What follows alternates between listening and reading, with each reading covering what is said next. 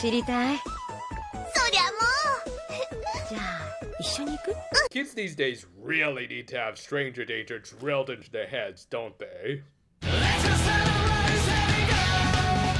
Cold Open featured a flashback to a certain grumpy examiner, and as soon as I say that, the episode proper opened with the Ojamajo taking and quickly passing yet another health exam, which honestly I'm not missing them that much at this point.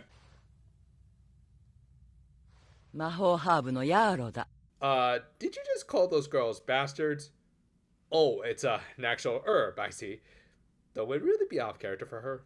Also, hi Chekhov, I see you've traded in your firearms for plants this time. Anyway, on their way home, the Ojamajo stumbled upon someone having car troubles in the world of the witches, which, unless that's a flying car, that just feels a little out of place. Kind of like this blonde stranger in a red coat. この車に魔法を使わないで。おっと、あっちだ。 Let me guess, you're trying to uphold what Izumi-sensei taught you. Yep, this lady named Majoran did indeed have Edward Elric's VA voicing her in one of her earliest roles alongside Kenichi Joji in Digimon 02, which was airing alongside this series. And while it probably was just a coincidence, it is rather interesting to see how much this lady ended up looking so much like the elder Elric brother, whilst also somewhat following the same principles as him that not everything should be fixed with alchemy, aka magic. As a result, she did admire the girls who didn't actually have inherent magical abilities, and obviously foreshadowed some of her motivations for later. Motivations that included, as she herself put it, 二人はそれまで人質。もしもし、警察ですか？ she wanted to use them, or more specifically, the Witch Queen Rose Baby, as a bargaining chip to see the queen. And she only learned about Han's true identity thanks to Doremi. Yeah, girl, maybe next time you should just give her your social security number to speed things up. And yeah, normally I would make a little more of a stink about a kids show that makes light of stranger danger. Look at you, episode 19.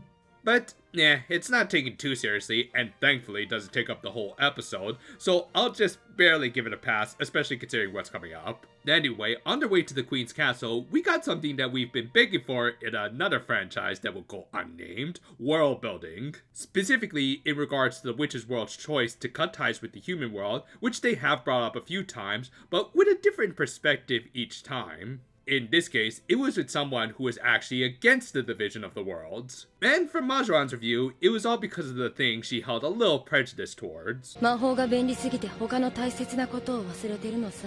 今の魔女たち。 No joke, this episode is actually pretty damn topical. Like, just replace magic with technology, which could be argued for some as being one and the same, and you end up with an allegory for the current state of affairs. For better, and definitely for worse much of the time, we live in an era where we are very reliant on the latest technologies to get most things done. AI has advanced to the point that many jobs and tasks will become a thing of the past. As a result, we are becoming lazier and more emotionally distant from each other, though physical distance might actually be a good thing these days. More on that later, by the way. Still, it is an age where it does feel like we've lost an important part of ourselves to the allure of convenience. Now, obviously, I'm not totally against technology. I mean, look what I'm doing right now. But at the same time, I do kind of miss those simpler days when people weren't so divided on the platforms of social interaction. I will say, I like that Majoran wasn't also some overt environmentalist considering what sort of gas guzzler she was driving. Though it also wasn't exactly ideal for overcoming magic that can freaking warp reality, so Doremi just went and used magic on the anti-magic lady's car. Also, remember what I said earlier about the flying cars? Now, I do like that they also seem to be going with a half and half message, like people simply can't completely reject all advancements, as that is pretty much as close-minded as over-relying on it. That said, it is a pity that Majo Ed didn't raise a little bit more of an argument against Doremi using magic on her car after all the stink she raised earlier. Regardless, the Ojamajo did bring up the obvious question as to what exactly led to her initial hatred towards magic. And sure enough, like many things, it was because of the parents, which, as the cold opener already spoiled, was in fact a certain crabby examiner lady. On a little side note, I do really like this clueless expression Doremi makes, even though it is also part of a chain of reused animations during this whole flying car sequence. Like, I actually don't have a problem reusing some of these frames, except when they don't match well with the scene they're trying to get across, and when they are used in close proximity of each other. Though, whatever, it's not the worst example of sequential storytelling, at least not in this episode. Anyway, we flash back to Majoran's past, where she revealed that Majohard was actually her second adoptive parent. Initially, she was raised by another nursery, where she was a little curious about magic. して人を石に変える魔法は使ってもよくて、人の怪我を治す魔法は使って And you should know better than anyone else why you don't do human transmutation. Though that wasn't what got her kicked out, but rather a series of incidents where it was implied that she prevented others from misusing their magic, establishing that while she was probably being a little too forceful, there was reasoning behind her more rebellious nature that even seemed to last many years later. Regardless, she had been transferred to live with Majohard along with her constantly pulsating eyes. And stop staring at me with them big old eyes! That and how Romy Park can't really do a convincing little girl voice aside, this was some really wholesome stuff that even added to the current rebel's mindset. As even as a kid, she could recognize the witch's world's frankly broken system, where ironically they could fix everything with just magic, but could also never really treasure anything as a result. Thankfully, she had a good parental figure who also seemed to recognize the faults in their system and supported her. However, while they had moved to the human world to try and get away from all of that, they found an equally, if not worse system in their second home. We'll learn more about the finer details in just a bit, but first...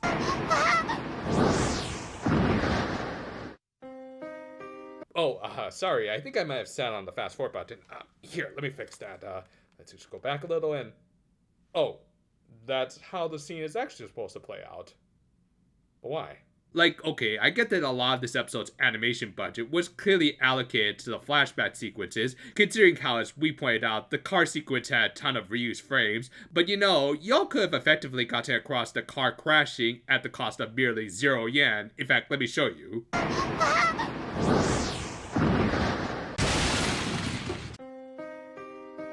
Without even that little bit of impact, it takes away from what should be a pretty heartbreaking scene of this lady losing her treasured possession, as well as how she got a pretty nasty bruise on her face that some viewers might not even notice at first that is going to be important later. Anyway, Majoran went to confront the queen, and ended up also running into her former guardian, who I am guessing caught wind of the Full Metal Alchemist in the flying car. She shared pretty much what we just talked about when comparing the human world with the witch's world, and how the latter was starting to become the setting of Wall-E. Thus she proposed re-establishing contact between the worlds, and was soundly rejected. 人間たちは魔女のことを忘れてしまっているので、交流を再開すると言っても Well, you could always get the flat earthers on your side. With things starting to break down, the Ojamajo tried to help, and yeah, Queenie, I think you need some new guards if they can't get around 3 little girls. Maybe they're already in the Wall-E future. So, after Doremi tried to prove Majoran's innocence by showing off her ventriloquism, she used Chekhov's herb to remind her of Majohard using the same thing on her when she was young. Again, touching stuff that does make me wonder why they didn't put more focus on that car crash where that bruise came from, but whatever, the rebel gave herself up. From there, she was likely charged with treason, and as her punishment, she was to be banished to the human world, which I think they tried to play up like a secret reward to make her happy, even though Majoran did also want a revolution, so it is kind of still a punishment. However, Majohard then did provide honestly a good reason for why they had to cut ties with the human world, at least from her perspective. 人間が私のところに薬草の調合法を教えてくれと救いを求めてきた。This isn't quite as topical as it used to be. Though what was unfortunately eternally topical was human greed, as the cure she had created ended up being held up by those who tried to profit from it, resulting in a war for it. Yeah, some surprisingly very mature topics for this kids show. I mean, yeah, we are almost at the end of the episode, so this isn't going to get all that fleshed out, and I do wish we could have explored it more,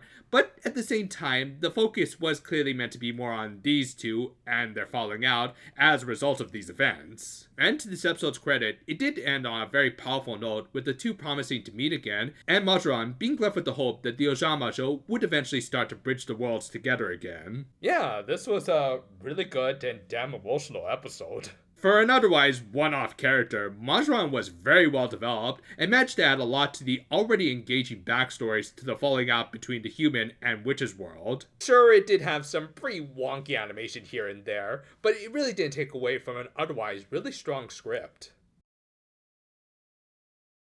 For me, the writer of this episode, Akatsuki Yamatoya, can be kind of hit and miss. His comedy, that I would eventually come to really enjoy once he started head writing for Gintama, didn't really hit a lot here, likely because he couldn't go as over the top or raunchy as that show. However, his ability to write engaging world building did start to take off in this season, with him even having written the previous episode about a witch who had become disillusioned with the human world. Here, we again got that from Maja Hart plus her Dotaru, who believed that they could not only reforge their relationships with the human world, but that the witch's world also kind of needed to become more grounded like them due to their over-reliance on magic. It's an excellent generational gap story that has become surprisingly more relevant in recent years, that of course can lead to some good family drama, as this really helped to make the cranky examiner a much more sympathetic and fleshed out character. Not to mention, there's a lot of good themes about societies that have lost their way, and even a little bit about warfare over medicine. Sure, the latter was kind of last minute and not as fleshed out as it could have been, but again, it wasn't the focus, and hey, at least they got the right idea that sometimes it's not a good thing to find a cure for something if it can't be left in the proper hands. Hashtag Joel did nothing wrong. Kind of wish that some of the direction could have lived up to it, as while the flashback sequences were very well done, the whole car sequence felt stitched together, topped off by a very poorly edited car crash, which I guess is kind of appropriate. Regardless, that's just one smaller blemish on otherwise very thematically rich and powerful story overall. The Full Metal Witch didn't need an arm in LA, but she did manage to get a heart back. Oh god, that was cheesy. Work on the Max Heart review is getting there, so we might have something by the end of this week. Granted, I am thinking of going to the theaters tonight to see a certain Big Lizard, so there might be a slight delay in the production, but we'll see. Regardless, look forward to it. Until then, though, fair for now, my friends, and oh great, he's listing off the ingredients for a human again. Hey, you know some of that stuff isn't accurate, right?